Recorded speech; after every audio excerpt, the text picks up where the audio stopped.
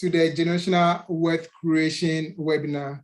We have our panelists here and our moderator. And on our panelists, we do have Odadeɛ to the Generational Wealth Creation webinar. We have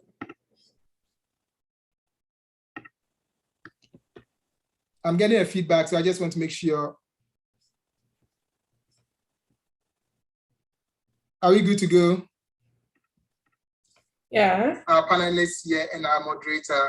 And on our panelists, we do have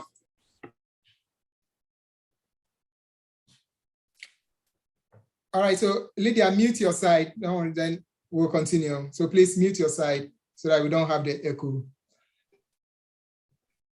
Good afternoon once again, and all protocols observed. I want to introduce our panelists for today. And on our panelists, let me start sharing my screen so that we get to know them. It's gonna go.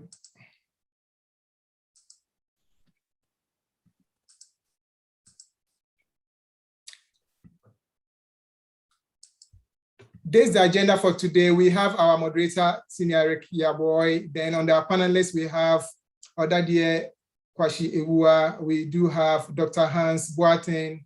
We have Odadeɛ Samuel Mensah and Odadeɛ Edwin Safo Kwache. We will start with our school anthem. Then I will be doing the introduction of the panelists. Then after that, I'll hand over to the moderator. We'll do our Q&A. Then we'll have the vote of thanks. Then we'll have our anthem, then end it. So on that note, I'm going to start with our school anthem. And we go.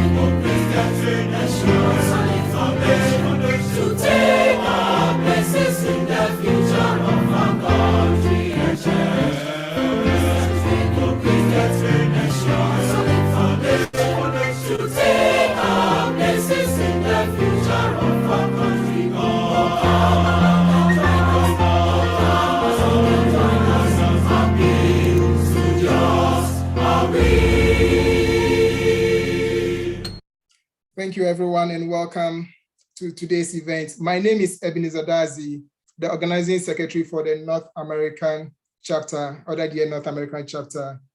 I'm going to start with Odadeɛ Kwashi Ewua. He is one of our panelists. Odadeɛ Kwashi Ewua, aka Samodo, 1990 year group, and he was a dining hall prefect. He was with Council House, a member of the US Southwest. We have various regions. We have 6 regions. So he belongs to the Southwest region. He is a chemical engineer with 20 years experience in the energy industry, having held progressively challenging role in the industry. He's currently a senior leader with a global energy company, an avid advocate of financial literacy. He had led groups and individual sessions on personal financing topics. He believes that knowledge leads to success, especially in the area of personal finance. So Odadeɛ Kwashi is also a licensed insurance producer.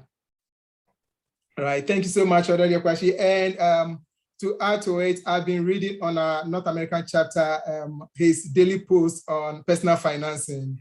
I've been following that post, and through that, that's where we had that discussion. I said, why don't we come together and learn how to create wealth, not for ourselves, but for the next generation? And that brought this webinar. So thank you, Odadia Kwashi, for sharing. Next is Dr. Hans Boateng.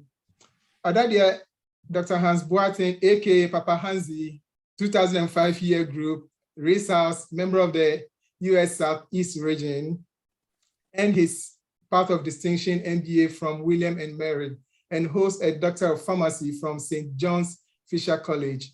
Dr. Hans recognized the lack of investment literacy in immigrant and minority households.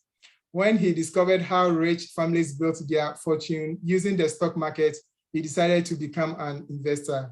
After reading 400 books, 4,000 financial articles, and spending 11 years pursuing mastery, Dr. Hans now teaches his proven strategies. He has impacted the lives of countless professionals and placed many families on the path of generational wealth. He is the most trusted investor tutor in the country. Yes, I always go to his site and check out some few tidbits there as well. So Dr. Hans, thank you so much for joining us. Odadia Sam Mensah, and AKA Obito 1993 year group, Kwanzaa House, member of the US Northeast region. He is a senior manager with Samlin Consulting and has background in financial consulting, public accounting, and information security consulting. During the past 18 years, Sam reviewed client financial and risk management plans and helped them implement systems and controls to effectively manage their risks and achieve their financial goals. So over the years, Sam has had interactions with high net worth clients and individuals regarding the wealth creation strategies they employ. Sam is also a personal finance and financial independence enthusiast and has over the years guided and counseled families through the process of developing and implementing comprehensive financial plans to help achieve financial independence and freedom. Odadia Sam hosts an MBA in finance and BSc in business administration accounting from the University of Ghana Business School. He is also a certified public accountant and certified information systems auditor, and currently a member of the American Institute of Certified Public Accountants and the Information Systems Audit and Control Associates. Sam currently resides in Hagerstown, Maryland, and enjoys watching soccer, American football, basketball. Sam also enjoys listening to personal financing podcasts and music, as well as having fun with family and friends. So I would say that we affectionately call him Uncle Sam. Uncle Sam, anytime we meet at our Odadia 93 year group, he always encourages us. He will tell us, guys, make sure that your credit cards, you manage those credit cards. And also, one thing he encouraged all of us to do, and I would say that those of us who've been meeting every year now owns a house. They don't pay rent, they pay mortgage. So kudos to Uncle Sam for always encouraging us. Odadia Edwin Safo Kwachi Jr., Odadia, aka NSJ, 2005 year group. He was a school prefect and also Laboni House. He's a financial consultant, a personal finance enthusiast, and a credit analyst with a penchant for advising companies in their startup and growth phases. He has extensive experience advising on debt structuring and restructuring, capital raising, and providing management consultancy to companies cutting across various industries on the African continent. He is married and a father of 2 amazing children, an avid reader, a sport enthusiast, and an overall team player who is passionate about problem solving, and sharpening from his earlier years of engineering training. He holds executive MBA in finance from University of Ghana, a Master of Engineering degree from Oregon State University. And Odadia Edwin happens to be in Ghana now, and he's been here, he's schooled here, and he's helping a lot. Pizza, Samantha, there's no cheesy pizza. No. Ah. No. All right, so now we come to our moderator. Then I'll hand over to our moderator to start the show. Moderator, senior, other dear senior Eric Yaboy. He says if you call him senior, he will also call you senior. Other dear senior Eric Yaboy, aka Ayaya, 98-7-year group. He was an SP. He was in Laboni House. After PSEC, he did his national service at Accra Academy and then came to Development College. Bismarck, could you please handle the mic? Thank you. He studied engineering science with emphasis in electrical engineering / maths, and his undergraduate thesis was in acoustical signal processing and went on to do some graduate work on optical signal processing. After school, he joined an investment management firm in Connecticut. Most of his work there has been in the area of software engineering to solve problems in finance and investment management. The focus shifted between the finance and the software, but now he's mostly on software.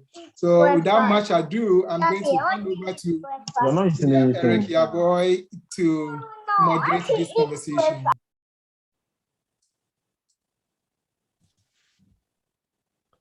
Thank you, Senior Watu. And thank you all panelists and guests and audience who have joined from near and far. Your time is totally appreciated. I see James Annan and a few others that I know. So see, it's good to see you, and it's good to see that people are connecting after so many years.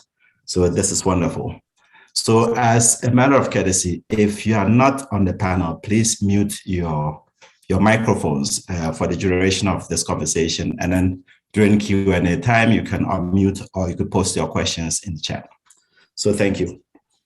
So we all have ideas about what wealth is. And that clearly is wealth, and there are things that are not wealth. And so to kick off,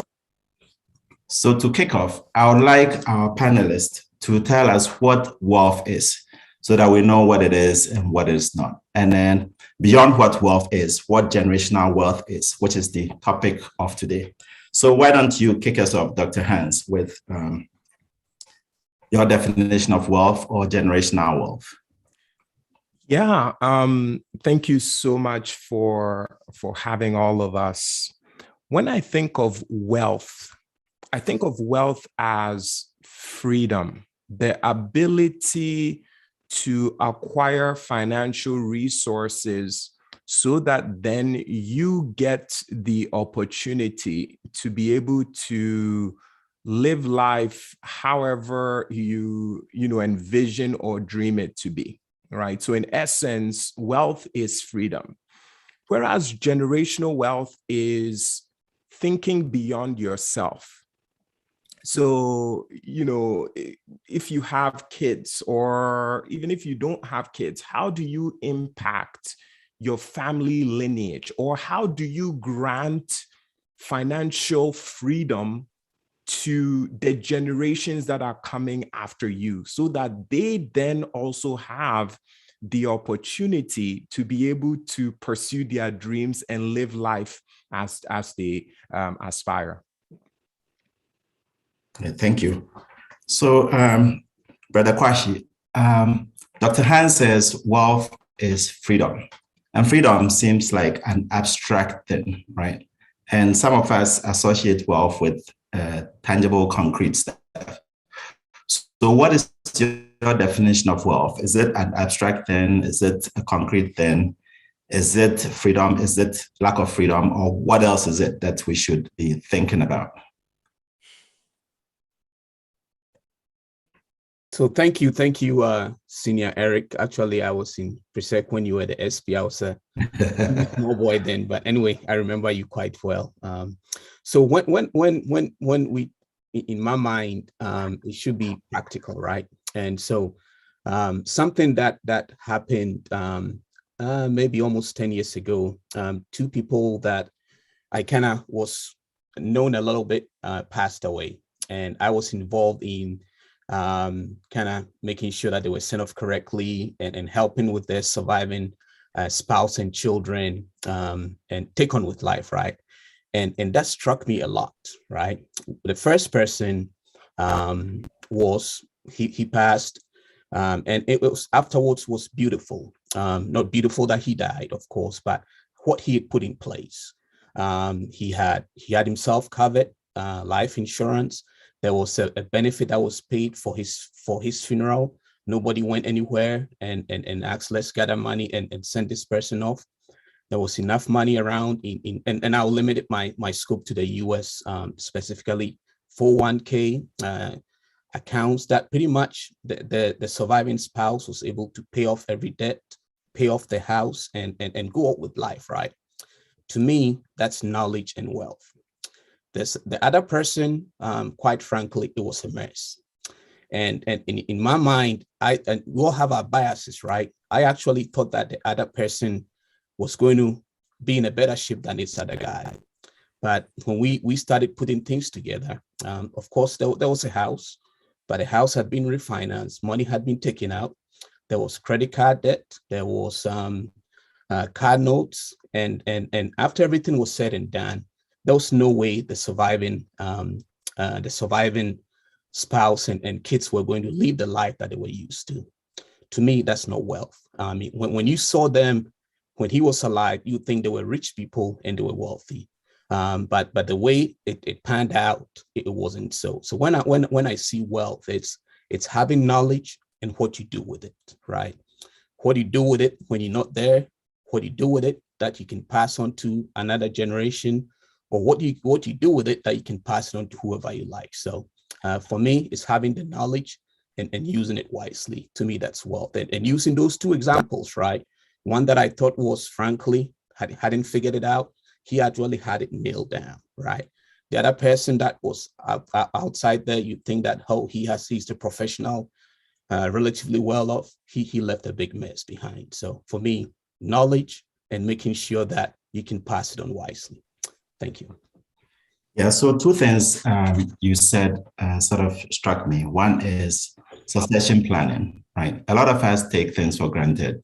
We don't have wills, or maybe we haven't thought through wills and how to deliberately or planfully leave whatever it is we want for our kids or our surviving family. And those things are important. And you rightfully described that as part of the wealth that we transfer on.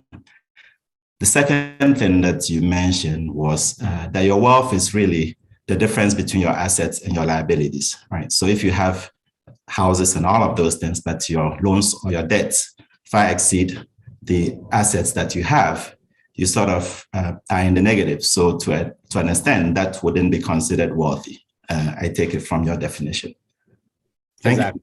Yeah, thank you. Thank you, Brother Kwashi. So Sam, I'll just leave this open for you to add to how we should think of wealth. So yeah, just take it from here. So I know, thank you all. I guess I appreciate the opportunity to share some of the experiences I have. And I just, I don't want to repeat what has been said already, right? So to fill in some of the holes, right? So to put some kind of numbers to it, right? For me, wealth, right, financially speaking, is where you have accumulated assets to the point where, I mean, if you decide not to work anymore, those assets are able to kind of replace your living expenses for at least a generation. That's what I'm looking at. So when you put it in numbers, it's going to be around, say, like if you have 25 times your normal expenses, right? So if you spend like 50,000 a year, you're talking about 50 times 25, right? So kind of 1.25 million. If you have access to that level, that can passively create cash flow to replace your income when you don't have to work. That is like when the other senior said, like, true freedom, that's what it is. You have the freedom to do what you want. You work because you want to, you don't work because you have to, right? And then passing it on, there's something that kind of caught my attention, right? Because I come from a Christian background. There's a scripture in Proverbs chapter 13, verse 22, that gave me the framework to define generational wealth, right? It says, a good man leaves an inheritance to his children's children, right? So it got me thinking for a long time, right? So how do you do this? Because I thought I want to be good to my kids, right? So you leave an inheritance to your children and then to your children's children. However, you only control what you give to your children, right? You probably wouldn't be there to see what the children do to your children's children, right? When I thought about it, I look at it in two steps, like a two-step process, right? So what you leave to your children, maybe like Senior Somodo said, people died and left all kinds of assets to their kids, right? But how do you ensure that it gets to your children's children? So you need to leave I call the intrinsic part, the abstract part of the wealth, right? You need to teach your kids how to handle wealth, the principles of wealth creation, the principles of preserving wealth, and principles of growing the wealth. So when they get it, they know exactly what to do with it. That is the only way you know it's going to get to their children. So when you have those pieces together, for me, you satisfy the framework of Proverbs 13:22, the wealth is going to end up to your children and your children's children. And we can go into details. I have my own common sense plans, clear plans. I feel like I tell people to use to achieve those things. So I don't want to speak too much. I'll leave it here and I can go details later. Okay, thank you. Another thing that I pick up from you definitely is the fact that wealth has another dimension. So there is the concrete, tangible things that we bequeath or leave our descendants, and the abstract thing, like how to manage the resources that are left in their care, right? So knowledge, education, culture, and all of these things are wealth that we could pass on. And we should be deliberate in making sure that we are not only accumulating these concrete things, but we are also accumulating and passing on these abstract, important things to our children and our children's children. So Edwin, I would end this round with you, giving us what you think of wealth and generational wealth.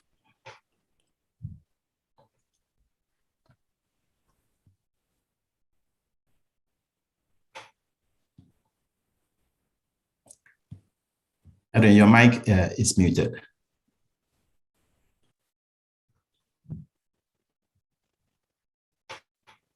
Okay. So I would move on to the next question. So the first part is we sort of have some idea of what wealth is and what generational wealth is.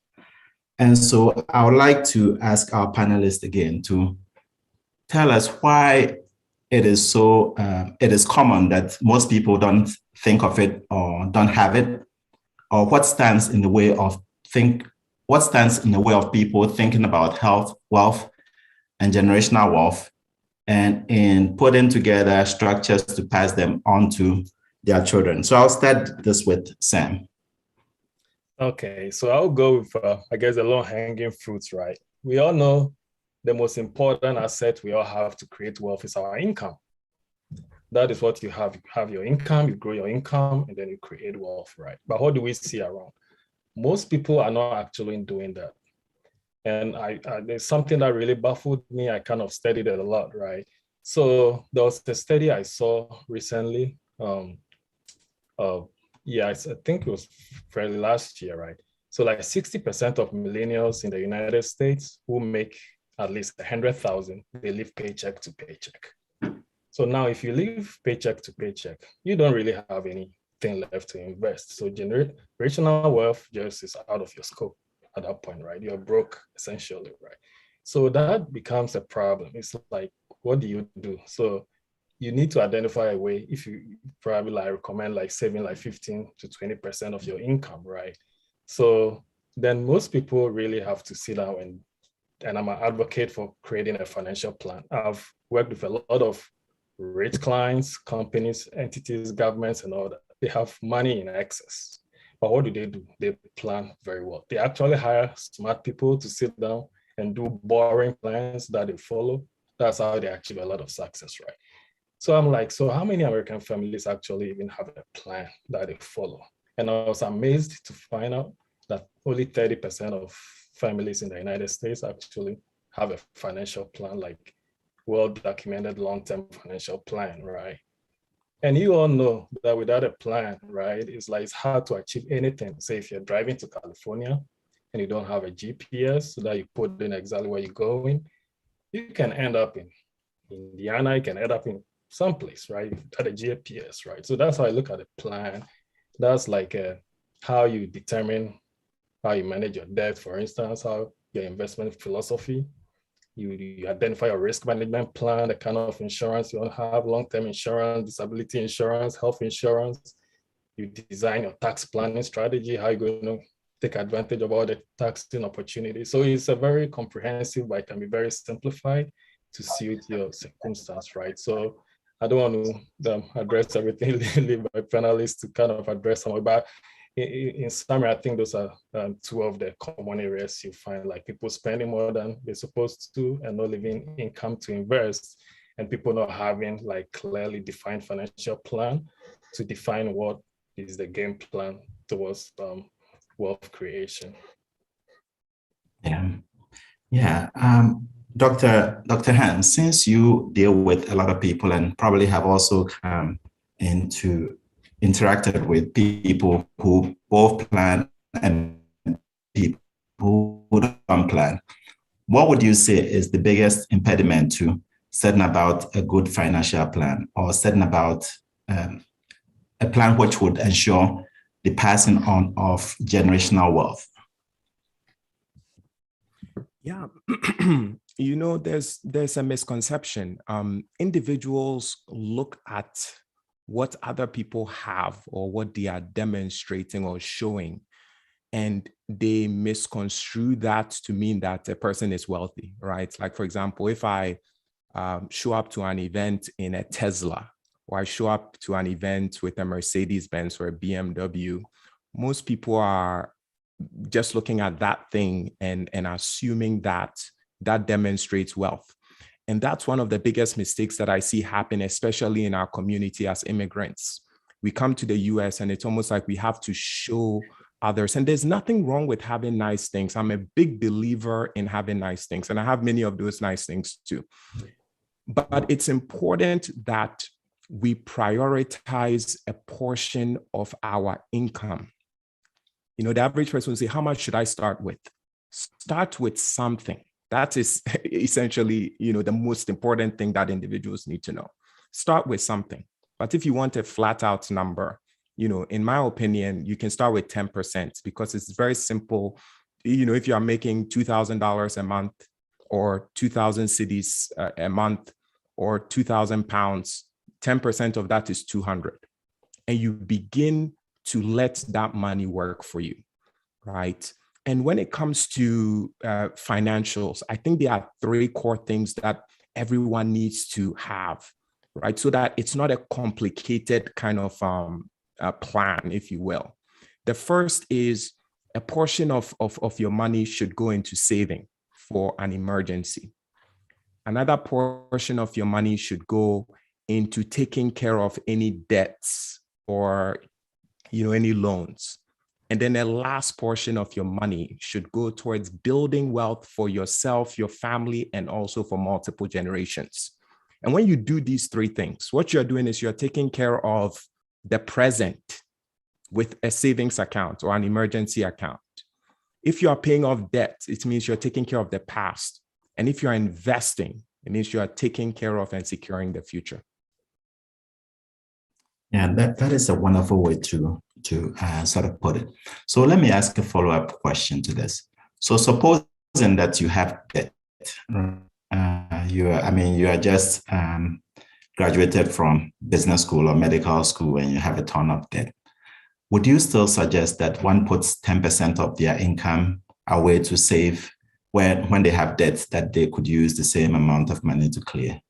Yeah, absolutely. And in fact, I stress on the fact that they have to invest while they have debt. And the reason is this: many people in our community don't truly understand debt.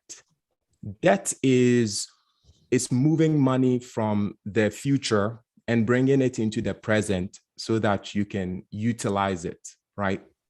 Now, depending on what you use that debt for, it can be good, which is positive, or it can be negative and harmful.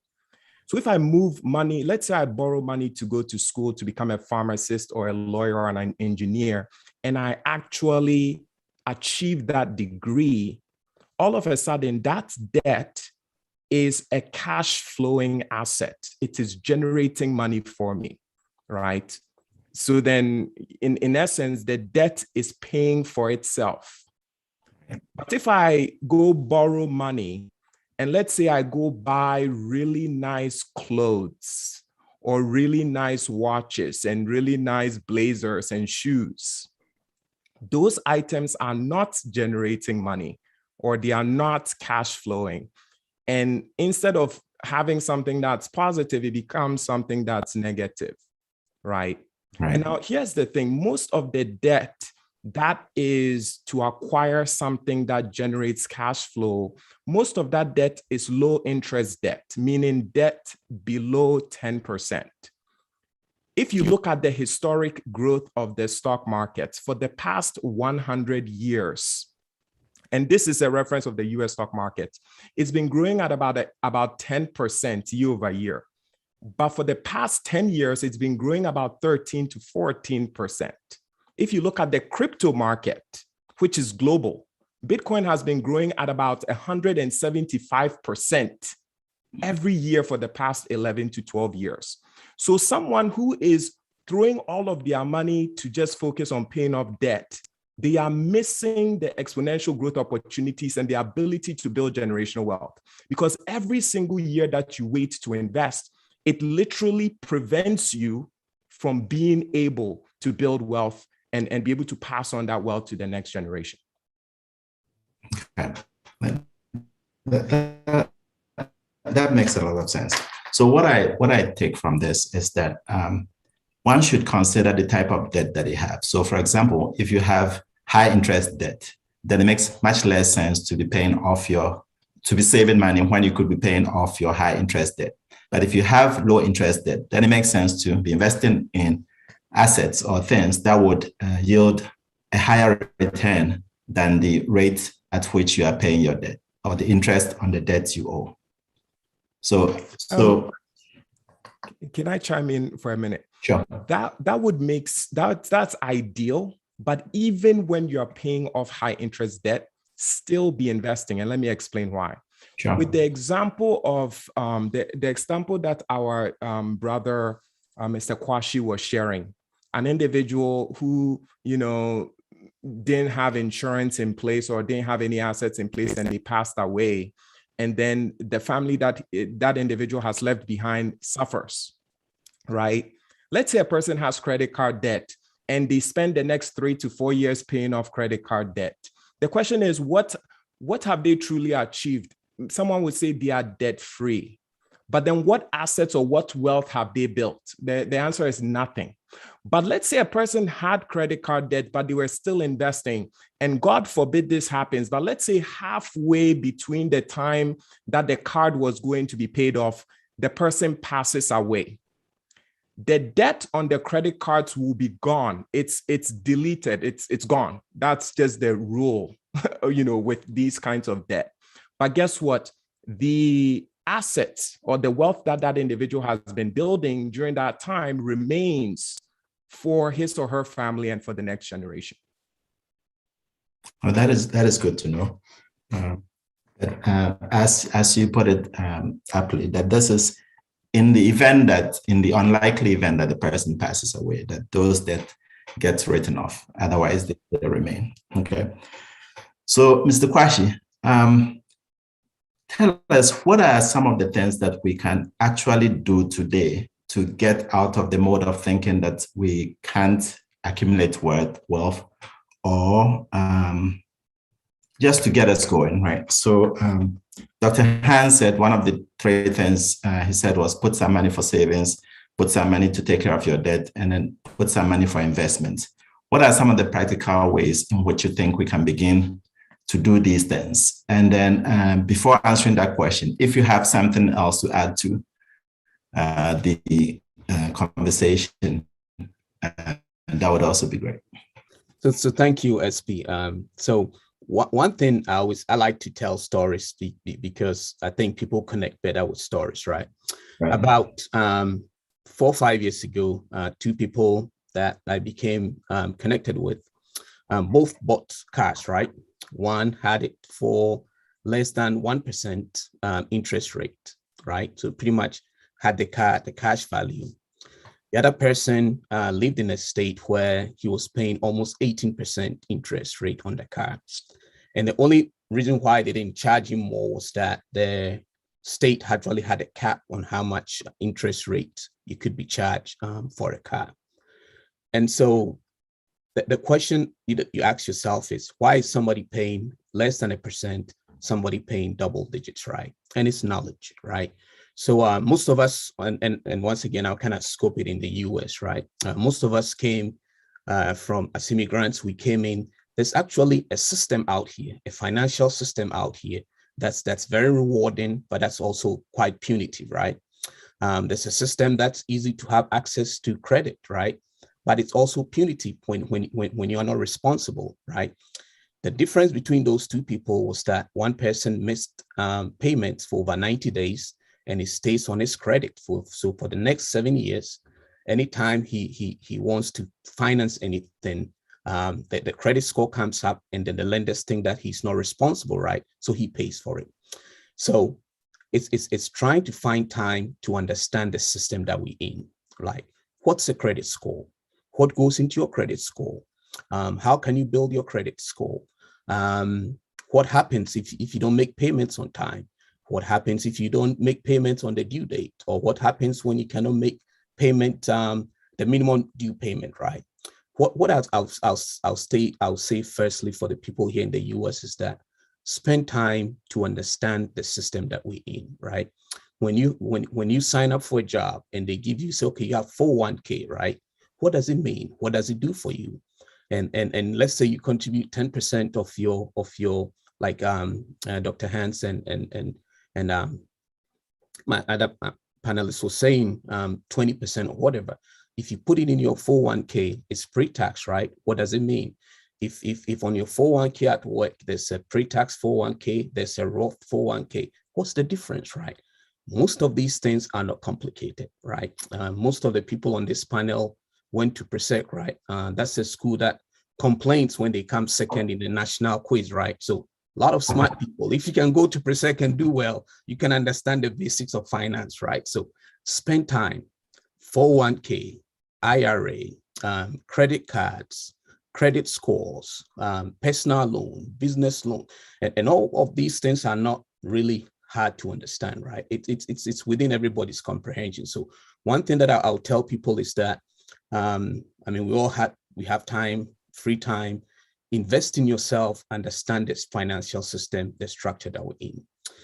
The next thing I would say is find time to do an assessment, right? And that's what I try to do with everybody that comes to me, whether to talk general finance or to talk about insurance or to talk about investment in general, right? Most people, you're on the go every day, right? Your paycheck comes in, you have payments that go out of your bank account. Maybe you have a 401k sitting somewhere. Maybe you have an IRA sitting somewhere, or maybe you work for a job that provided a pension and all that. Sit time one day, sit down and put everything in perspective, right? Like, says, okay, on this day, January 29th, what is my financial health, right? What's my assets? What's my liabilities, right? For most people, everybody says, oh, when I hit 60, I'm going to go back to Ghana. Or when I'm hit 60, I'm going to move to Florida. When you do that assessment, you would know if you can do it or not. So what I'll suggest to everybody here is that some people have financial advisors, financial planners. That's great. You know your financial situation more than anybody else. Sit down, spend an hour, 45 minutes, and see where you're at, right? Once you have the knowledge and you assess yourself, then you can start planning, right? That's when you can talk to great people like Dr. Hans about investing in the stock market. You can talk to people about whether investing in real estate or crypto or whatever it is. But before you do all that, learn, find time, study, understand the financial system that you're in. Sit down and do assessment of yourself and see where you're at financially. Once you do that, it will open your eyes. You can say, okay, I want to invest, maybe I want to save more, or maybe this is what I want to do, right? And so two things, build knowledge and then do an assessment of yourself. You do those two, you can move to the next level of building wealth. Right. Thank you. Just picking off on the things that you have said so far, it looks like the theme that is running through all of this stuff is one, the need for planning, right? One has to sit down and then decide what their goals are or what their financial goals are. And then this planning also involves one, figuring out what their cash flows are. I mean, down the road, how much money are you going to be able to live the life that you want to live? And then the second thing is asking yourself whether you have put in place investment investment structures that will generate those financial cash flows to meet those liabilities that you anticipate down the road. The other thing that it seems you're saying is that one should not postpone doing these things, that you should do them now because time is of the essence. And recently I had a conversation with my son and his two cousins. And my son just went up to college. He's a freshman in college. And my two nephews just about finished college, so they are starting work. So I said to them, if you, and that week I had read about Peter Thiel, who had accumulated billions of dollars in his Roth IRA. And I was surprised how much money was accumulated in the Roth IRA, right? Because that is also tax-free when you go to take out the money. So I said to my son and his cousins, well, you guys take a piece of paper and pencil and do this exercise. If you put $5,000 away every year, right, for 5 years or 6 years, and the IRA, Roth IRA cap is, I think, 6,000 or so. So if you are able to put that money away for 5 or 6 years, how much money do you think that is going to be? So of course, it's a simple calculation. 5 times 6 is about 30,000. And then I said to them, well, if you put the money away, an investment vehicle, right, which earns, let's say 15%. Yeah, because you have time, you can be a little aggressive. 15%, how much money do you think you're going to get at the end of 30 years? And of course, I chose 30 years because the Roth IRA account is one where you cannot take money out of it, right? So you have to wait till you are retired. So if you have accumulated, say, $30,000 by the time you are 30, okay, let's say when you are 60 would be about 30 years. So doing that calculation, they all came up with a number like 150,000 and which was clearly wrong. But when they did the math right, it came to about $2 million, right? And then I said to them, well, it came to a little over $1 million or so. And then when I said to them, well, supposing that instead of taking out the money after 30 years, that you took it after 40 years, how much more do you think the money would be? That money had doubled, right? So just waiting that extra 10 years from something that to them would probably be nothing now, right? Became something significant. So the other thing that I think, or the theme that comes through all of this is that time is of the essence. We may not have, everyone has the same amount of time. We may not have the same talent. We may not have the same initial starting point, but everyone has the same amount of time. And so we have to put time to use in our investment planning and decisions. So I'm going to go back to you, Hans, Dr. Hans. Brother Kwashi mentioned something about Roth IRA and then 401k and all of these other things that are out there. What are some of the things that are out there that we can begin to think of now, right? So I imagine that if a person has, let's say, $1,000 disposable income, the sort of things that they can do is quite different from if they have, let's say, $50,000 disposable income or $1 million disposable income. So can you share with us what sort of things we can begin to think of if we had, let's say, a few $1,000 as disposable income to, let's say, a few $100,000 as disposable income? Yeah, I'd like to just speak more generally to anyone, regardless of your level of income that you're bringing in, right? So if your income is denominated in cedis or is denominated in dollars, the first thing that I want you to do is to take advantage of whatever retirement plan that the company that you work for offers, right? So if you're in Ghana, go ask, please, what retirement investment options do you have? And just make sure that that money is being allocated to investing, right? There's a difference between insurance and investing, right? I'm not saying one is more important than the other, but as it relates to investing itself, make sure that the money is being allocated into something that grows. So for example, Ghana, I believe it's like tier 3, and I believe Edwin can expand on this when he comes on. If you live in the US or you're in Europe, also go ask, what investment accounts do you offer? Many companies, when you invest for your future, they contribute to your investments as well. So in many ways, you might be investing $100 or 100 cedis or $1,000 or 1,000 cedis. And sometimes your employer is going to accelerate that. So the first thing you want to do is start with where you work. Now, if you run your own business or you've already taken care of that first initial investment, then you move on to your own personal investments. That's where you can look into investment funds, right? In the US, it's considered ETFs or index funds. ETF stands for exchange traded fund. In Ghana, it's considered mutual funds, right? They are just a basket of investments that you can get access to. So first, company investment. Second is investments in index funds, ETFs. The third is getting exposure to individual company stocks. And with that, I just say invest in companies that you use in real life. If you like an iPhone, make sure to invest in Apple, right? If you watch Netflix, get Netflix stock. If you are listening to Apple Music or you're listening to Spotify a lot, get that. If you use Zoom for work, invest in Zoom. So just with the stock, stick to the companies or the organizations that you patronize.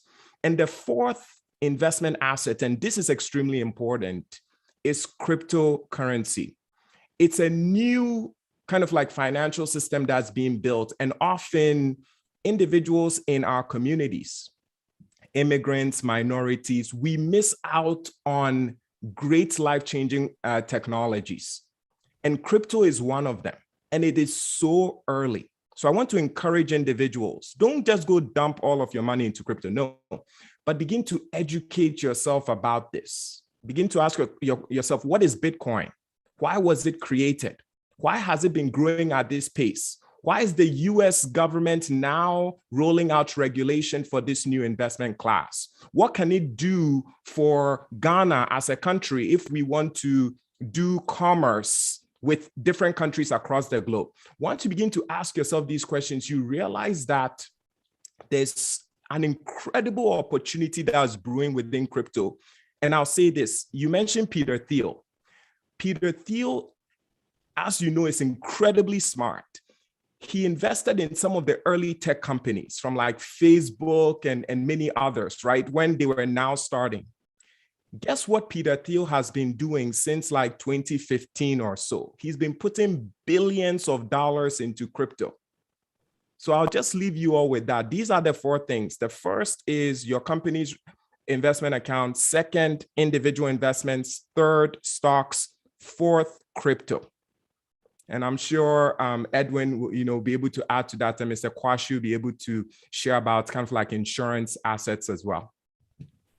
Fantastic, Dr. Hans. So I know we have a number of people from Ghana on the call as well, and there are a bunch of us who have expressed interest or desire in investing in assets in Ghana. So Edwin, what are some of the investment vehicles that one could begin to think of in Ghana? Well, Senior Eric, thank you for having me tonight. Good evening to all the listeners. Apologies for initially falling off when you asked me to join. With Ghana, our markets are a bit, we are younger. Our stock market has just been in existence for just about 32 years. So compared to countries like America and the UK, we have a while to go. However, we have made some very solid strides over the years. Just like the developed markets, we do have quite a bit of products available here in Ghana. When you think about investment opportunities, as Hans had initially mentioned, for workers who are in structured sort of work, there's options for you via the pensions route. That's the pensions tier 2, what we call the provident funds. There, your employer will match. Here in Ghana, usually the workforce decides and sort of you have to buy in. You don't have an option to sort of opt out, like maybe an option to go Roth IRA or options with 401k, whatever in the US. In Ghana, you are sort of a part of the lump sum. It's decided for you. So that money gets locked in and put in an investment option via an administrator until you hit retirement. However, as an individual, I always preach to individuals that you have to own your retirement. You can't leave it in the hands of the government or leave it in the hands of a provident fund to handle that for you. There are quite a bit of options to take. You can look at either investing in the money markets, which is a short term. These are government bills, or you can look at going via the bonds. GOG bonds have been doing quite well in the last couple of years, sitting at hovering around 17%. So that's an option too for participants. There's a mutual funds for the less savvy investors, or what we call the unit trusts. Here, just like Hans had initially mentioned, we don't have ETFs because we don't have liquidity in the market, but we have the unit trust and the mutual funds. You buy in at a price that you go in, and usually based on the prospectus of the fund, they might decide to invest in equities, bonds, money markets, and some corporate bonds. So once you do your research and you figure out what's the company's offering, I usually advise people to stay away from front-loaded fees. And I think you should always write that down. If the fund is taking in front-loaded fees, it doesn't make sense, right? Because you haven't gained the time value of money and they're already taking your money away. You kind of want to preserve that. So these are some of the options available to clients here locally. Fantastic. So you mentioned something about the government of Ghana bonds that are at 17%, which seems like really lucrative. Why are they so high? And if an individual is interested in buying bonds, what are the minimum amounts of money that they could invest in those type of bonds? So usually for the initial primary issuance, the government of Ghana via its partners will tell you what the minimum ticket size is. It usually ranges. Naturally, they usually have on a space initially for the institutionals, and then they kind of come down a bit for the retail investors.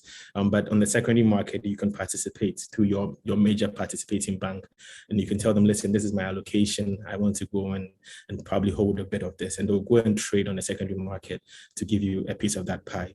But why are they having that 17%? Well, a couple of years ago, I don't know if you were conversant with how the markets were in Ghana. The yield curve, which shows how investment cycles are done, the short-term investments were quite high before the cleanup of the banking sector. We were sitting at close to the 30-40%, and a lot of Ghanaians were going into investments. Naturally, I always preach that didn't make sense, right? Because you were giving money to the safest buyer of your investment in the country, being government, and your yield curve was showing that the short-term investments were sitting at 30%, 35%. And the bonds, which were sort of a medium to longer term instrument, were sitting at a lower interest rate. Now, over the last couple of years, that has been corrected some. And naturally, because you're holding these at a minimum 5-year bonds, that compensates you for sort of inflation. It's all worked in. During the pricing of the bond. So naturally, they're usually inflation plus. And so that's the reason why. Mr. Eric, if I can add a little bit to what Edwin shared. Please go ahead.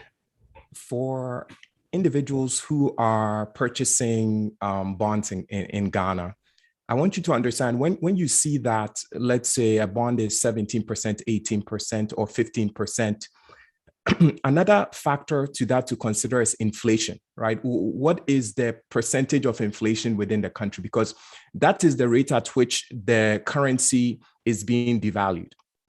So in essence, if Ghana's inflation rate and Ghana publishes their inflation rate, so anyone can Google. If Ghana's inflation rate is 10% and you're being paid, let's say 15% on a bond, someone might be looking at that 15% thinking that they are making a 15% return on their investment. You are not making 15%. You have to subtract the rates that the bond is paying you from the cost of inflation. So inflation at 10, bond paying 15, you are having a real return of 5%, right? So the short answer is pay attention to the inflation rate of a country and adjust that against the returns that they are providing with their bonds. Okay.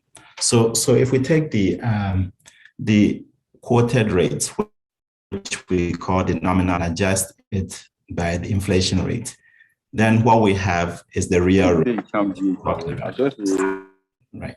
So the other thing that Dr. Hans is saying is that we should pay attention to the real rates instead of just the nominal rates.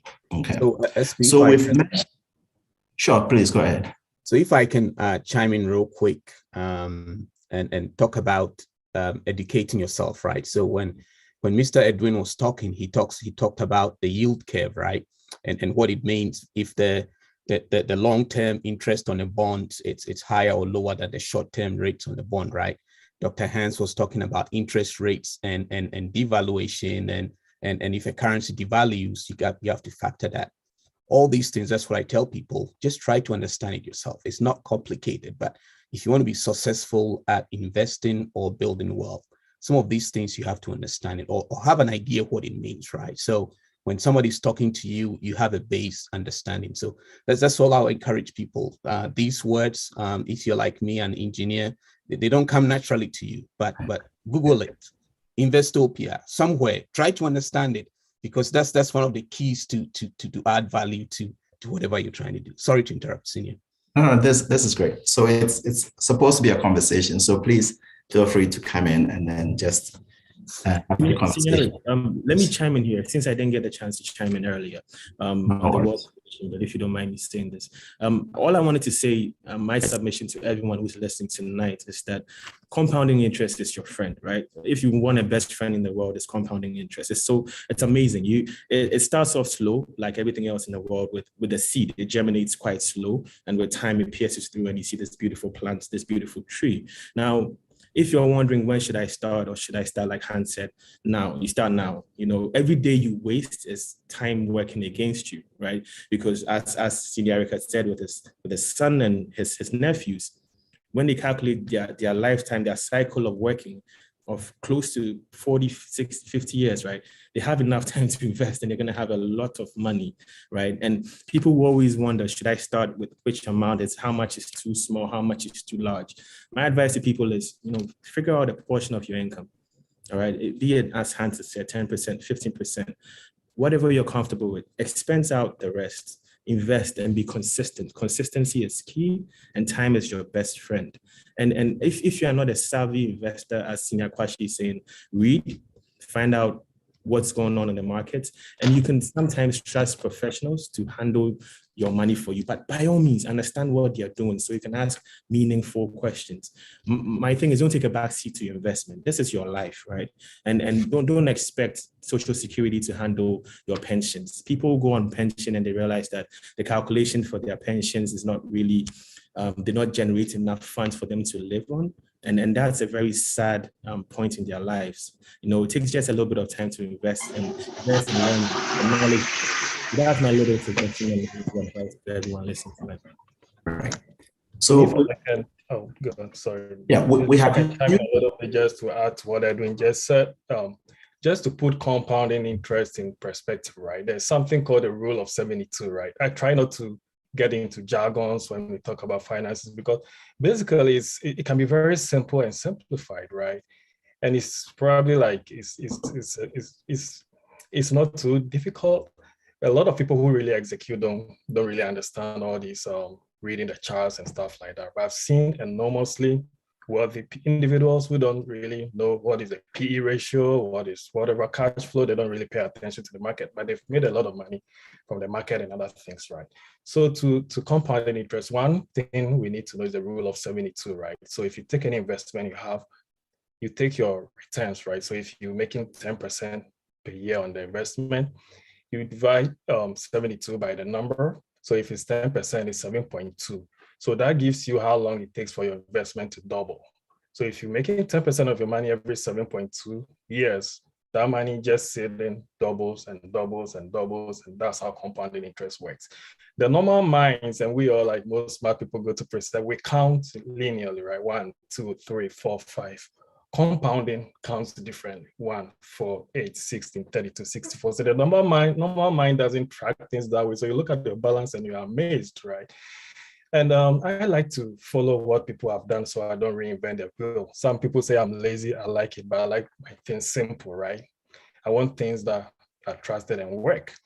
I've seen a study done here in the United States by Ramsey Solutions. They studied 10,000 millionaires. And it's in a book called Everyday Millionaire, right? What did they find out? They found out 79% of millionaires in this country, right? They got to a net worth of 1 million. 79% of that did that through their employer-sponsored plans, right? That's what you've heard, the 401ks, the IRAs, the pensions, and all that, right? That is where most millionaires are growing their money. So all the advice you're hearing here, Dr. Hans, Edwin, Senior Somodo, they're all saying the same thing. You can make it simple or you can make it complicated. I've seen smart guys who complicate these things and they don't go anywhere. They don't really execute. They can tell you all the prices of every single flashy stock on the stock exchange. Yet you ask them how much they executed during the year, they only put $1,000 the whole year, man. That's not going to cut it. So I came up with a simple plan after reading the Ramsey Solutions research of 10,000 millionaires, right? If 79% are using the employer-sponsored plan, right?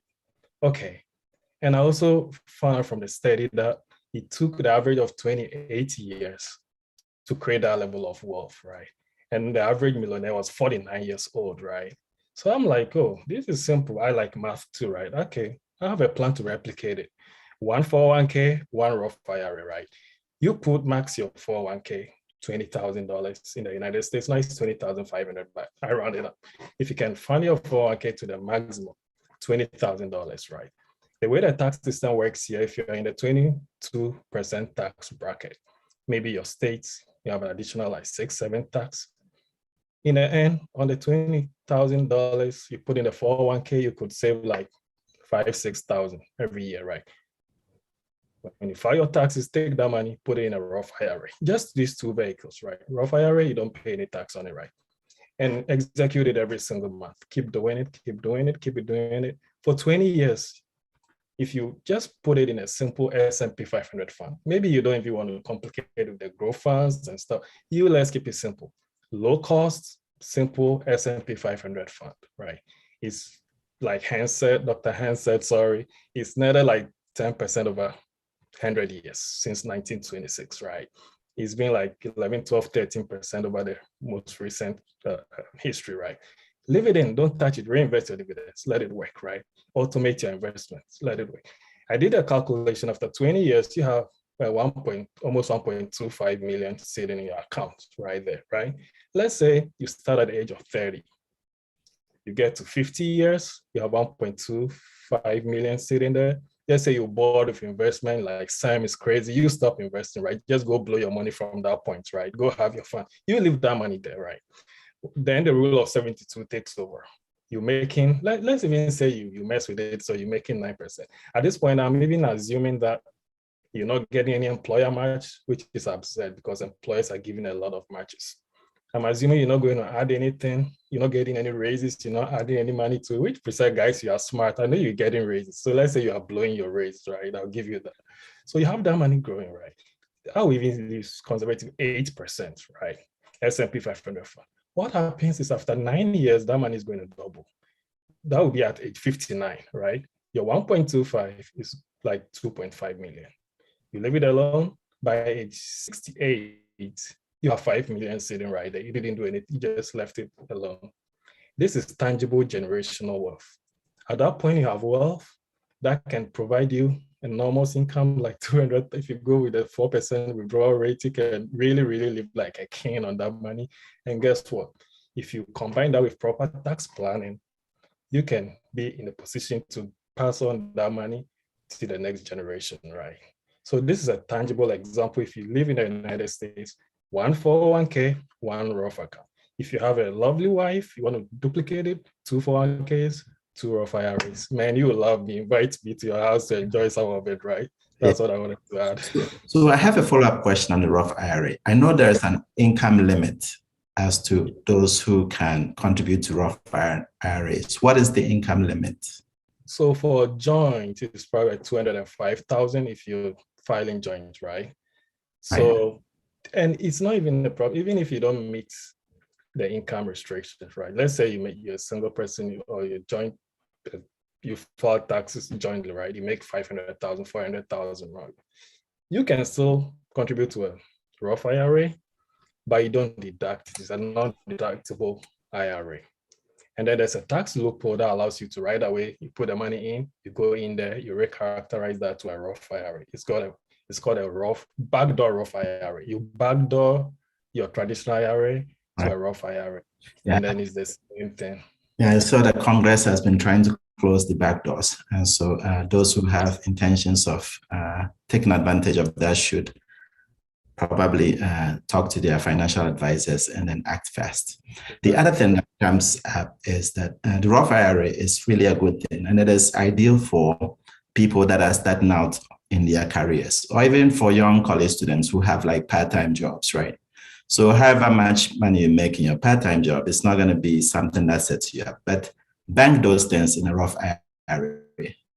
The nice thing about the Roth IRA is that you don't pay taxes when it comes to when you go to take money out of it down the road. And so whatever money you bank in there, it's your money, and there's no questions asked. So I wanted to ask another question. We've been throwing around certain terms like bonds and stocks and cryptocurrency and land and all of these things.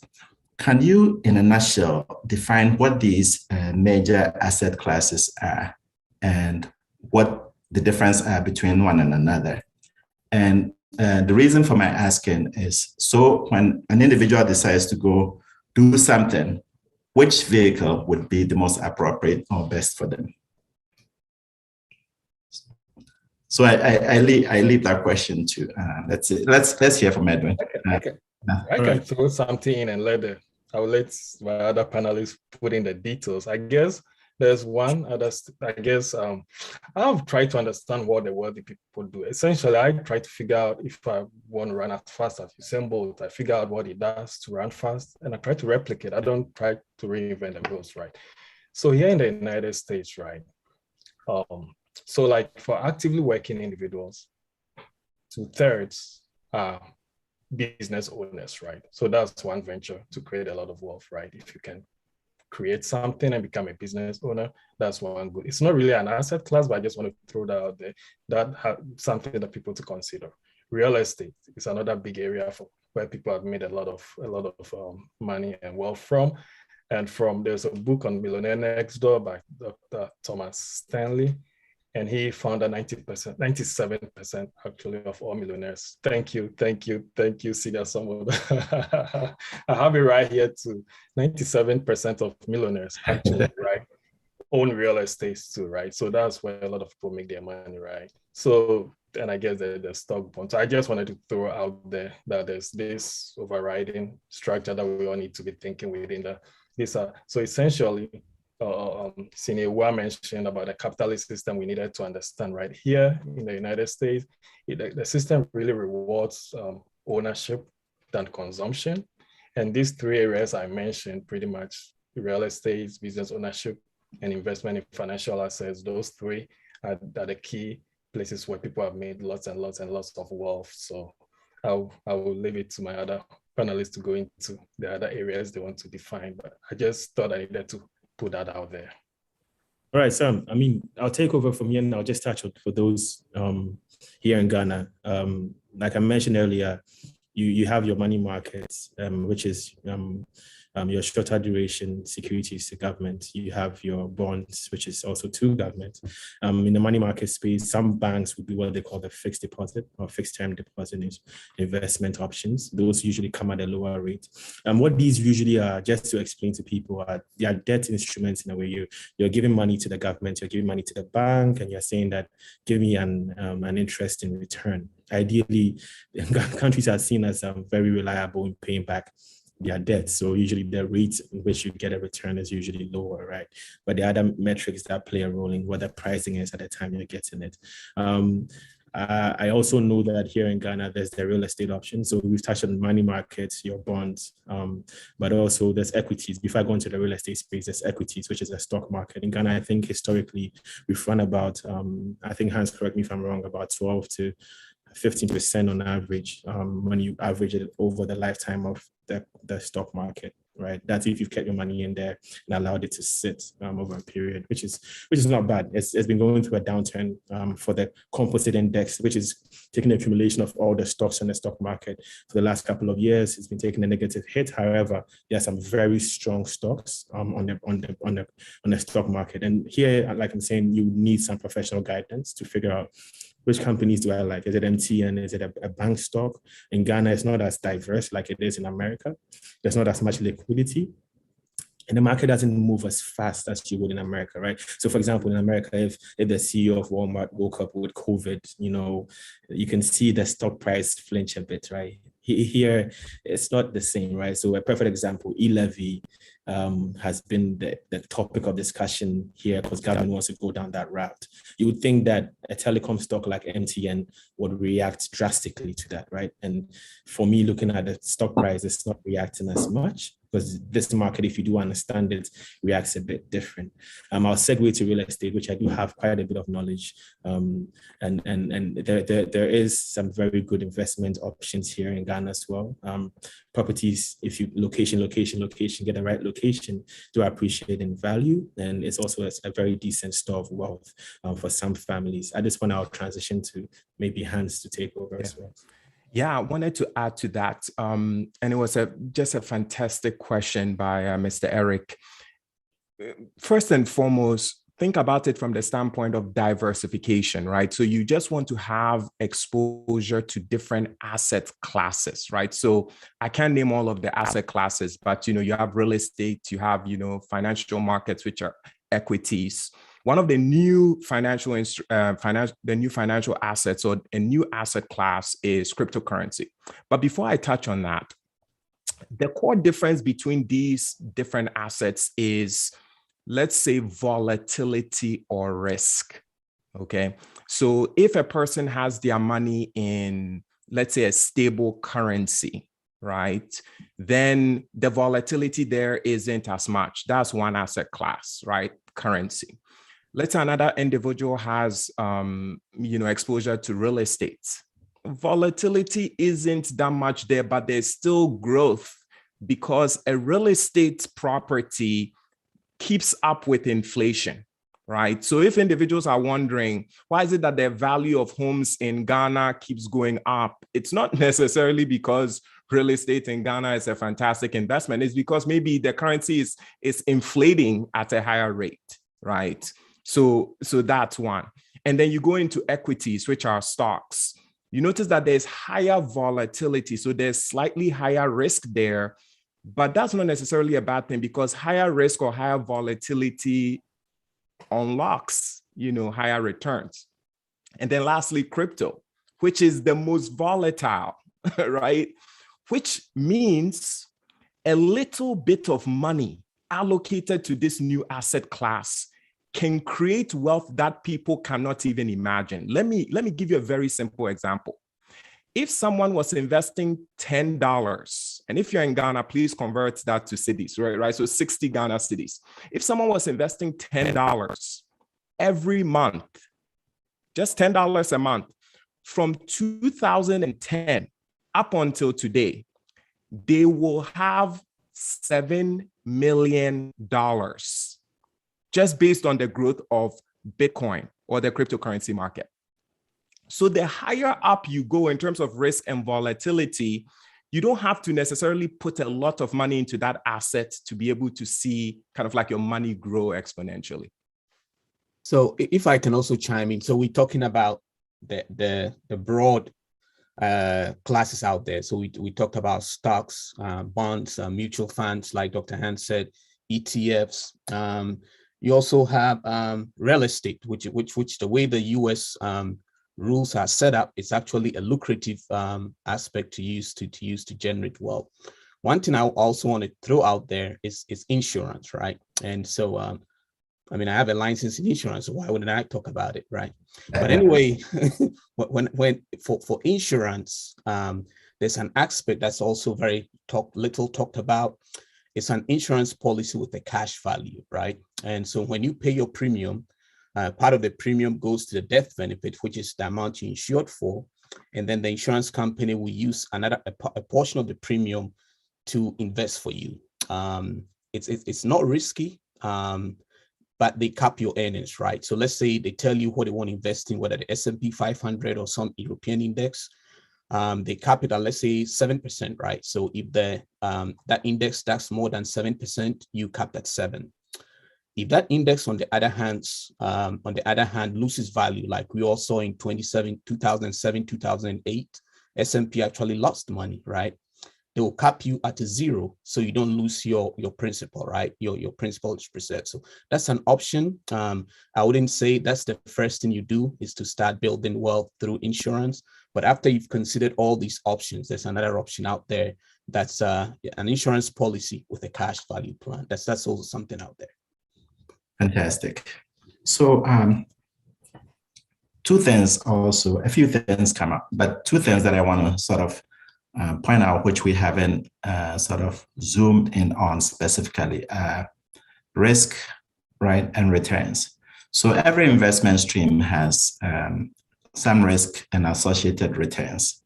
And so when deciding, as Dr. Hans was saying, when deciding which asset to invest in, you want to consider those two things carefully. And if you have to choose between two streams or two investments, you want to look at the ratio of returns to risk. So for each unit of risk that you take, you want to compare the return that you get. That way you are able to convert two totally different investment streams into something that is comparable, so you could choose. Okay, so we have some questions from the audience. Now I'd like to ask them as they have been posted here. So my Galaxy Note, next time it would be nice if we had your name. We know there are lots of Galaxy Notes around. Says, if your employer does not offer a Roth IRA, is it not double taxation on your money if you put an already taxed money in a private Roth IRA? I can take that. No, it's not. So the beauty of the Roth IRA is you already pay tax on the money, right? So it's a tax-free account. Is actually a great deal, right? So you put your money in a Roth IRA, you're not going to pay tax on it ever again, right? So you just let it grow and grow and grow and grow. And it's a perfect opportunity. So an account you can easily pass over to your next generation, right? Tax-free, they're going to inherit it tax-free. So no, it's not double taxation. You pay the tax upfront, you let it grow, and all the money is yours. Fantastic. Bismarck also asks a question. Is it possible individuals in Ghana could invest in American market? If it is, could you please take us through the pros and cons? Yes, it's definitely possible. Individuals would need to get access to a brokerage account that allows for the access to US stocks. For the longest time, this company, Trading 212, has been kind of like a reputable brokerage firm in Europe that allowed Ghanaians to have access to stocks of companies worldwide. But I think there's a wait list for that service. So another brokerage firm that individuals can consider is Interactive Brokers. That is kind of like a global company that allows individuals to have access to US stocks or equities, even if they live in Ghana or anywhere in the world. That's fantastic. That is great to know. And also our audience contributed to our conversation. So they gave us books that we should all read. The Millionaire Next Door. And then the second book was Rich Dad, Poor Dad. And it could also be just Rich Mama, Poor Mama, or something like that. So, yeah. So, I don't see any questions in our chats, and we are about time. So I want to give our... We have one. He said, how do you balance investing here in Ghana? Most of us desire to go home when we retire, but our case may not have any desire to live or manage our investment in Ghana. So maybe Edwin will pick that one. Okay. Okay, Senior Ebenezer, what the question is, how do you do what?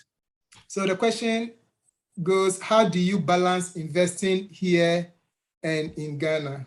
Most of us desire to go home when we retire, but the kids don't want to go home. So we want to find out how. He said, the question says that any desire to live or manage our investments in Ghana. So basically, you are investing here and you go home. How do you transfer or transition that kind of investment back home in Ghana? So for me, my thinking will be it's a purely an investment allocation decision, right? So based on what your outlook is, I know for sure as immigrants in a foreign land, some would want to eventually come back home and set up shop, set up roots at a certain point in their lives and set up businesses and contribute to national development, right? So if you have those goals and ambitions, my idea or my advice to you will be to, just like you're starting off investing in America, start off small here too as well. Get some professional advice and, open the right accounts and start off investing in Ghana. And I know quite a bit of people who are doing that and have friends who are doing that, right? So they'll come in, convert their US dollar, UK pound, and set up investment vehicles here, and they'll monitor it from time to time. That will also grow because the power of compounding interest will be working in your favor over time. And eventually, once you come home, you definitely have 2 geolocations where you have investments, and isn't that a wonderful thing to have? So yeah, and to add to that, an individual does not need to cash out of their US investments to be able to have access to the equities in Ghana. Most individuals don't realize that financial institutions will actually allow you to pull an equivalent amount of the money you have in investments and take that money globally. So let's say, for example, I have $1 million in investments or $100,000 in investments. You can pull a $100,000 loan and leave your investments to still compound and take that money and use it in Ghana. So I just wanted to share that so that individuals don't have to think that they have to cash out of their investments once they get to retirement and if they are moving to Ghana. And just to add a little piece to it, I guess just as a overriding idea, right? So if you're going to be investing in any kind of asset, any kind of location, whatever it is, if you have children, wherever they are, for instance, in the United States, you just have to ask yourself, say, if I got hit by a milk truck today, how do those assets transition to my people or the people I really want to, right? Do you have a succession plan? Do they know even where the assets are? Do they have access to the title to the assets, right? So that's what I care about. I've talked to a number of individuals. This question keeps coming up a lot. And most people have no plan, right? They're like, oh, I have no idea. They don't even want to deal with it at all, right? So you just have to have a plan on how it transfers. You have to understand the laws of Ghana, right? A lot of people are talking about assets. They don't even hold on to the title to those assets, right? So understand the laws of Ghana. If possible, talk to an estate lawyer or land lawyer and make sure there are proper documentation, how you want them to transition. If you want them to transition to your family in Ghana, let it be transparent and document that so there's no confusion. So you really, really need to think through that. I actually asked that question and I have a follow-up question. When I tried doing a trust, essentially the lawyer could only handle things in this country and did not want to touch anything in Ghana. So we are looking at getting another trust established in Ghana. Is there a way to have a universal trust where all your investments or all your holdings are in under one trust company across both countries or like internationally? Crypto.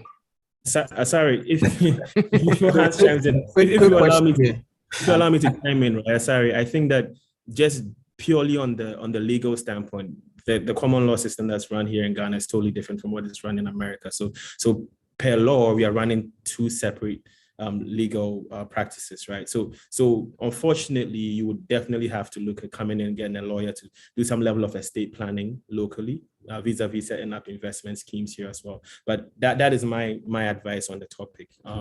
But I'll let Hans also chime in because I know he has something interesting to say. Yeah, that is the problem that crypto is solving. Crypto is connecting everyone under one financial system, right? Many people are like, what is Bitcoin?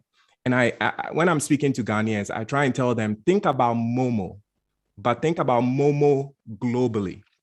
So it's not just MTN in Ghana, it is being able to transfer money to anyone on earth who has access to a cell phone, XYZ. And the beauty of this technology is it's not only Bitcoin, it's also, let's say, Ethereum, or it can be a US dollar stable currency. So to Mr. Asari's question, let's say that you have assets in Ghana or the US, wherever, and you want to be able to have access to them globally. Well, if you convert a portion of them, of that asset into, let's say, a US dollar stable coin, which is a cryptocurrency asset, you can have access to it globally. Or if you convert a portion of it to Bitcoin, you can have access to it globally. It doesn't have to go through anyone's legal regime because crypto is its own system, right? So certainly something for you to consider there if you don't want to go through the complications of lawyer here, lawyer there, lawyer here. And the truth is, in the next 10, 15 years, it will convert to that. Even the US stock market or European stock market will no longer be only in the US. Many of them will be denominated in crypto tokens so that a Ghanaian can buy a share of Tesla or a share of Apple, by literally just buying a cryptocurrency and having exposure to that asset.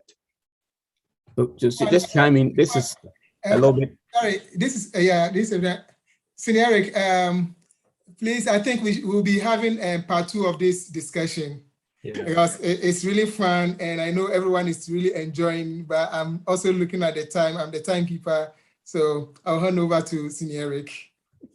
Oh, wonderful. Thank you, Senior Wato.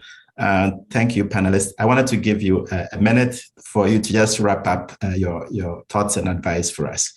So there were some questions in the chat, and we're not going to be able to cover them, but just one-liners to leave these gems with us as we part. Starting with Edwin. All right, thank you, Senior Eric, for the advice to everyone here. I always say to people, start early. If you haven't started early, start tomorrow, right? Let massive action is the cure. That's what Tony Robbins says. I believe in it. Listen, push yourself, start now. And compounding interest, if you don't remember anything at all from this session, compounding interest is your friend. And once you get this energy and you start, you are definitely on the path towards building some level of generational wealth for you and your family. What did you think? I think it might have been a bit of for a bit too much. Yeah. What? Also, I think it might get some bleach that's going. If someone can mute Mr. Asari. Bleach. I didn't put bleach in there. So then it's no bleach. Wait, so then what is it? Okay, Dr. Hans, let's hear your closing comments. 30 seconds. Absolutely. Thank you. This has been a fantastic panel and definitely want to commend all of my panelists. When I came to the US, I noticed that a lot of us are doing the exact same thing. We come here, look for the best degree to earn a lot of money. We start earning a lot of money, and then we spend a lot of money to have big houses, nice cars, but we don't have any assets. We don't have any investments. We don't have any money. And for me, 15 years ago or 10 years ago, I said, I'm not going to go down that path. And I actually wanted to encourage other people to not go down that path. And with that, I started my first investment. It was Netflix. It was a $50 in stock at that time. And I bought 2 shares Literally just $100 was what I started with. Fast forward to today, I'm investing much more money. But I share that example to let you know that you just have to start where you are. Most immigrants are just thinking, oh, I'm just going to go build a house in Ghana. Building a house in Ghana is not an investment, because unless you are renting that house out, or unless you are planning to sell that asset to liquidate it for cash, it is not an investment. So individuals need to understand that literally that is not the way to build generational wealth. So look at the different asset classes that we've spoken about here today. Look at how you can diversify across those different assets, and please shift to building generational wealth, not only for you, but also for your family. Fantastic. Mr. Sam. So I want to thank you all for making it. So I have just 3 bullets to say. I guess if you forget about everything I said, one key thing, have a plan, guys. Just don't spend all your money. Leave some, have your plan, documented plan that you can pass on to the next generation. That's like the manual they're going to use to continue the generational wealth creation system, right? And also one 401k, one Roth IRA, right? Max your 401k, max your IRA, and create your 5 million. I want to see you in Ghana or wherever we sit down and let's blow time and have fun, but you need to have that money there, right? If you don't want to be complicated, get a S&P 500 index fund or total stock market index fund. It's lazy, it's boring. Yes, it works. It's created lots and lots and lots of millionaires. Put it in, automate it, forget it, and have fun with your life. Fantastic. So, another question. So I don't know if I'm going last because I'm the oldest, but I'll take it anyway. So 3 things I would say is that spend time to understand the system, right? It's hard to be successful in a system if you don't know the rules. And so just take time and invest in yourselves and understand the financial system as it is in the US. Second thing I'll say is assess yourself, right? Be honest with yourself. Tonight, tomorrow morning, sit down, list all your assets, the pluses, list all your negatives, and tell yourself, if I die today, what state do I leave the people that are my survivors, right? Honest yourself, sit down, pen, paper, Excel spreadsheet, whatever. Do all the things that are positives financially, write all the things that are negative financially, and just tell yourself, if I were to die today, what shape would I leave my survivors, right? And then the third thing is what we're talking about here. Start planning and planning and working yourself off that hole, right? If you're in a hole. And people have talked about stocks, bonds, cryptocurrencies. I talked about insurance, investments in Ghana. It's all good, but take your time, understand it, and then go in there. There's a lot of smart people here. Like I said, you went to a school that complains when they come second in the quiz. Right? So you can figure it out, right? You can figure it out. And I'm sure with the other panelists here, if you want to talk, just for talking's sake, IM me, Zoom me, WhatsApp, I'll respond. I might not have the answer, but at least I can point you to somebody that does, right? So that's my commitment to this group. Once again, the opportunity. Fantastic, Brother Kwashi. Thank you so much. Thank you, our panelists. Thank you, audience, for sticking around. And the thing that struck me again is the last comment that you made. We know Ghanaians and Africans, we like to think about death. But instead of thinking about death, think of, if you live longer than you expect to live, are you going to have the resources that are going to make you live a good quality of life? And to do that, invest in yourself. Take time to learn about these things that can make you put your money to good use for you. And then plan. So in our culture, everything is Black Stars.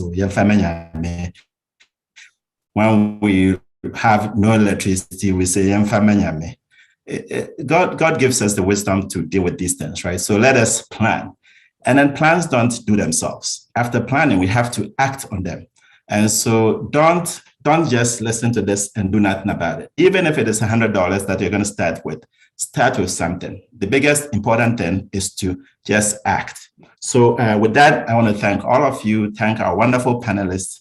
Information will be provided on the Odadia North America website. And Senior Wato, over to you to conclude this session. Thank you so much, Senior Eric, and thank you, panelists. Whoa, I really enjoyed, and a lot of questions are coming. Please, if your questions are not answered, don't give up. We'll collect all of them and we'll get back to you with some answers. Just some announcements. We'll be having our Odadia in-person reunion, July 1st to 3rd, DMV. So I'm hosting you here in the DMV area. So please plan. We talked about planning, right?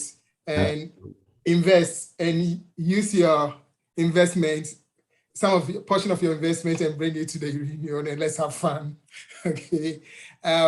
Two, I want to say thank you to everyone on this call. I'm not able to see everyone on the roster, but I want to say thank you for joining us today. Panelists, we are so grateful. Senior Eric, thank you so much for moderating this discussion for us. It's been a wonderful, wonderful discussion. Other than that, I also want to encourage, if you are on this call and you haven't registered on the Odadia NA database, please, let's have your information. And we'll be sending out emails and giving you an update and also contact information for our panelists. So please let us have your information. Other than that, we are going to, let me find out if there is any other announcements. Yes, also we do have our website, that's www.odadiana.org, right? Odadiana.org. We also have a community there as well, so please try and visit the site as well. Dr. Hans also has a website. That's where I pulled his bio from. And Dr. Hans, will you share your website address again? Yes, absolutely. So the website is theinvestingtutor.com. So THE Investing Tutor. And you can also search for me on Instagram. You can either type Dr. Hans or The Investing Tutor, but just make sure it's the page that has over 40,000 followers, because a lot of scam accounts keep popping up. And I'll never message you to recommend any type of like investment or anything. So just please take note of that. All right, thank you so much. On that note, we're gonna sing our anthem and we'll say goodbye, but you can still stay on and let's chit chat, okay? Right, so the school anthem.